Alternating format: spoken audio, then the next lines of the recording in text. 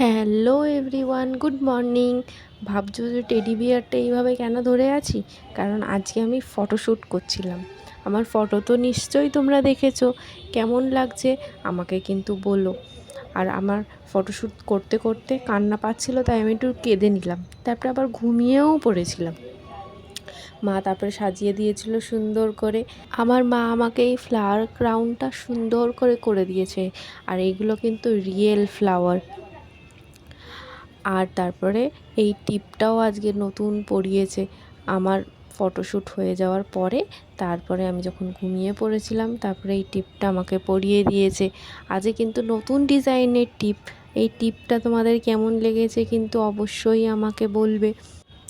আজকে কিন্তু টিপটা আরও সুন্দর লাগছে। আমার টিপটা বেশি ভালো লেগেছে বলে আমি কিন্তু আজকে হেসেও দিয়েছি।